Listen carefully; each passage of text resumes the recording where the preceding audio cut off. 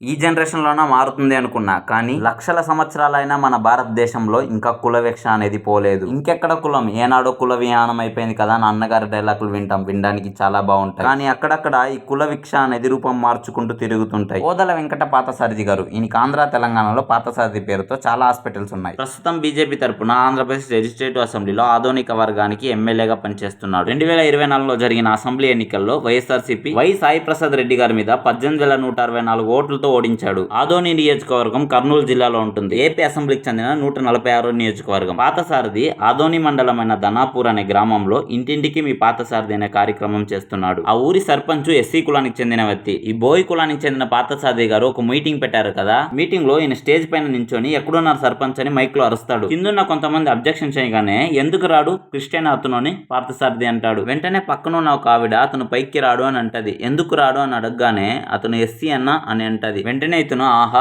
అంటూ ఆ సర్పంచ్ రాగానే స్టేజ్ కింద వరకే పిలిచి అక్కడే నిలబెడతాడు. ఇక్కడ నాకు కులంతో మతంతో సంబంధం లేదు, కానీ ఒక ప్రశ్నని మాత్రం హిందువులు ఆలోచించుకోవాలి. కొంతమంది మన హిందూ మతానికి చెందిన కులాల వల్లే మరొక కులానికి చెందిన హిందూ మతస్థులు ఇలా కులం పేరుతో లక్షల సంవత్సరాలుగా జరుగుతున్న ఈ వివక్ష కారణంగానే మన హిందూ మతస్థులే వేరే మతానికి కన్వర్ట్ అయిపోతున్నారు. ఈ రోజు మనం ఏమన్నామంటే అతను రైస్ బ్యాగ్స్ ఇచ్చాడు, వాడు మతం మారాడని. కానీ అదే రైస్ బ్యాగ్స్ నువ్వు ఇచ్చి చూడు, వాడు హిందూ మతానికి వస్తాడేమో రాడు. ఎందుకంటే హిందూ మతంలో ఉన్న కుల వివక్ష వల్ల వాళ్ళు కన్వర్ట్ అయిపోతారు. ఇది పచ్చి నిజం. ఇది మాట్లాడితే నేను ద్రోహి, మత ద్రోహి, బీజేపీ ద్రోహి అయిపోతాను. ఫర్ ఎగ్జాంపుల్, మన దేశంలో ఉన్న ప్రతి ఒక్కడు హిందూ మతాన్ని తీసుకున్నాడు అనుకోండి. కులం అనేది గడప లోపలే, గడప బయట మనం హిందువులు మన యూనిటీ అనే సిద్ధాంతాన్ని తీసుకున్నా కూడా గడప లోపలే గోత్రాలు అనే పేరుతో రథాభిషేకం జరుగుతాయి. దీనికి ఉదాహరణగా మన హైదరాబాద్ లో చిలుకూర బాలాజీ టెంపుల్ లో ఈ రామరాజు అధ్యక్షుడు అనేవాడు వెళ్లి గోత్రాలు పేరుతో రామరాజు స్థాపన కోసం కృషి చేయాలని ఒక పూజారిని కొట్టారు. ఈ రోజు హిందుత్వం కోసం, వాళ్ళ ఐకమత్యం కోసం కష్టపడే సంఘాలు ఒకవైపు అయితే, మరోపక్క ఇలా కులాల పేరుతో హిందుత్వాన్ని చక్కగా ఉండనీయకుండా చేసే రాజకీయ నాయకులు. సరే, గోత్రాలు కూడా కలిసిపోయి అందరూ ఐకమత్యంగా ఉన్నారనుకోండి. పెద్ద చిన్న, డబ్బున్నోడు, డబ్బు లేనోడు, ఎర్రోడు, తెల్లోడు, నల్లోడు, బ్రౌనోడు ఇలాంటి రంగులు పేరుతో చెప్పి కొట్టేసుకుంటారు. మొత్తానికి ఏదో ఒక పేరుతో కొట్టేసుకుని దేశాన్ని పరిపాలిస్తారు. మా పాపం మేము కడుక్కుంటాం, ఎవరు వెళ్ళిపోతే ఏంటి, ఎవరు సస్తే ఏంటి, ఇలాంటి రాజకీయాలుగా మనం ఓటేసేది. ఇప్పుడు నేను ఒక పార్టీ గురించి మాట్లాడుతున్నాను కాబట్టి నా కులం ఏంటి, మతం ఏంటి, నా పార్టీ ఏది అని అడిగే వాళ్ళు కూడా ఉన్నారు. కుల వివక్ష వల్ల హిందుత్వం నాశనం అయిపోతుంది. ప్రతిదీ అడాప్ట్ చేసుకోవడమే హిందుత్వం యొక్క లక్షణం. అందుకే రకరకాల ఆచారాలు మనలో పుట్టుకొచ్చాయి.